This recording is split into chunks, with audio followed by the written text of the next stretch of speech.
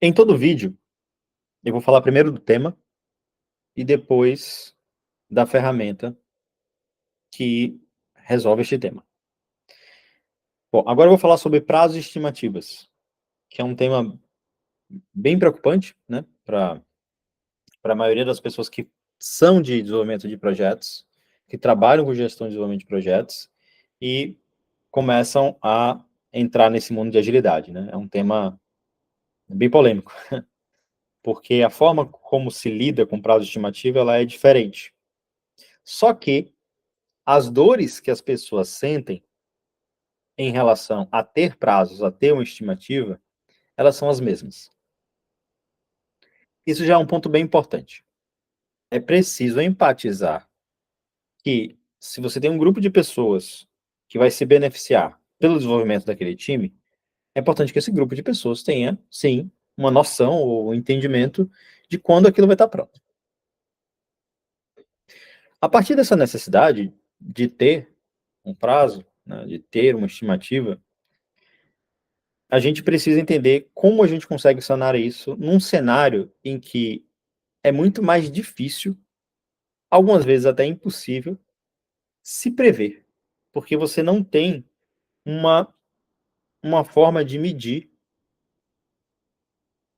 o quanto será produzido, né, que é o tema normalmente quando você está conseguindo estimar um prazo de uma produção em que a atividade ela é específica. Então, por exemplo, eu sei que em 1 hora eu pinto 1 metro quadrado de parede, em 2 horas eu vou pintar 2 metros quadrados de parede, né? Linearmente falando.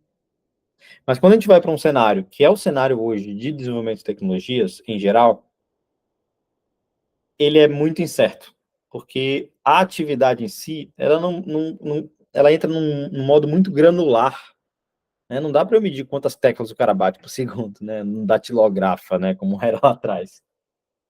Então, o cenário ele tem que mudar, mas ainda assim a gente tem que sanar aquela dor, né, que é uma dor de estimativa. Bom, o que é que a gente criou aqui na WBrain para sanar isso? A gente olha de um outro lado. A gente começa a entender que profissionais com o tempo, né, que vão trabalhando e aprendendo mais sobre a sua própria produtividade e a produtividade dos seus colegas, eles conseguem estimar melhor os prazos. E não deixa de ser reconhecido como uma estimativa, uma aposta. Só que, uma vez que eles são cobrados para que acertem mais, né, e efetivamente se tornam mais experientes em seus prazos, a gente percebe, não só percebe, a gente mede o quão confiável esse time fica em relação aos seus prazos.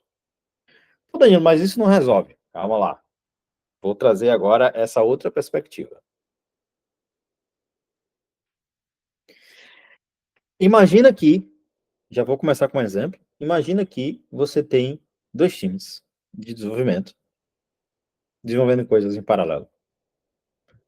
E você, por medição, que a gente vai explicar mais a ferramenta, mas por medição você verifica que o time A consegue acertar em 80% todos os prazos que ele te dá. Danilo, 80% de quê? 80% das promessas, né? Dos itens que ele coloca na sprint e sai no final do sprint com eles prontos.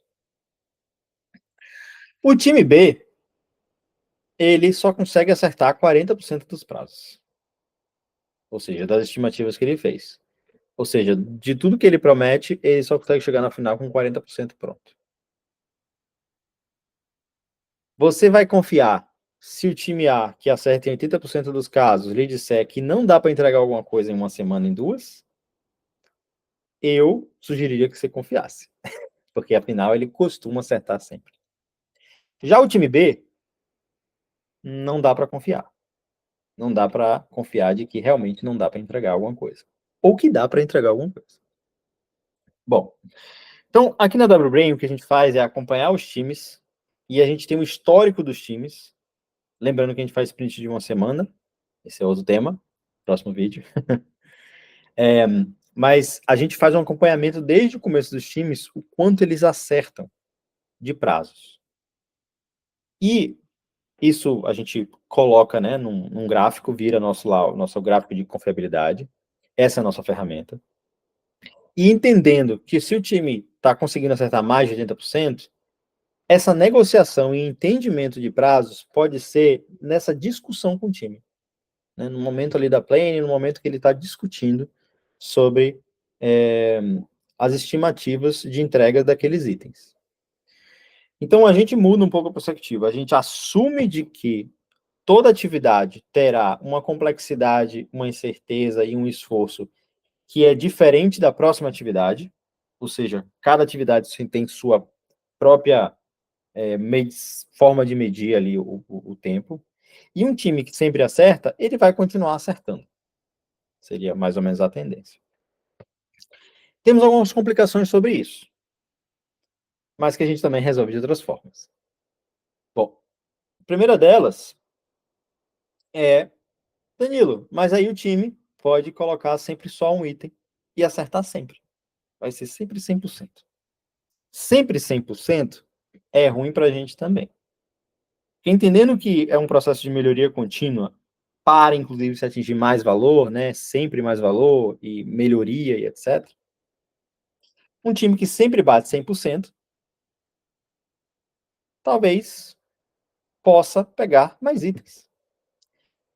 Então a gente sempre fala ali que o sadio ali está acima dos 85, 90, né? Mas 100% várias vezes, a gente pode entender que dá para ter uma melhoria, um ganho. Ah, e se o time entregar mais? 120%. Bom, aí a gente calcula de uma forma diferente, precisa sentar para explicar melhor. Mas também acertar, fazer mais itens do que prometeu, também é ruim para a gente, também é uma falha de prazo. Então não se categoriza como 120, a gente não tem um índice 120, né, de acerto. Ele, na verdade, baixa, né, vai para 70, 60. Bom, trazendo para vocês como é o cenário da maioria dos times que a gente chega. A maioria dos times acerta ali por volta de 40%, 50%. Realmente não dá para confiar num time assim. Você vai querer cravar aquele prazo com todas as ferramentas que você conseguir. Mas em alguns sprints, trabalhando com eles e mostrando que eles são cobrados por isso, por esse acerto de prazo, sim, a gente consegue, em poucos meses, começar a atingir 70%, 75%, 80% de confiabilidade. Então é assim que a gente trabalha prazos estimativos aqui. Uma estimativa que o time der para um parceiro ou um cliente, ela será efetivamente cumprida a partir do momento que a gente olha que esse time consegue acertar sempre. Bom, espero que vocês tenham gostado. Espero que dê dado para aproveitar. Mais dúvidas, por favor, escrevam para a gente, ou, enfim, mandem mensagem, vai ser muito bom a gente discutir. Porque, afinal, a gente está co-construindo isso aqui. Então, até o próximo vídeo.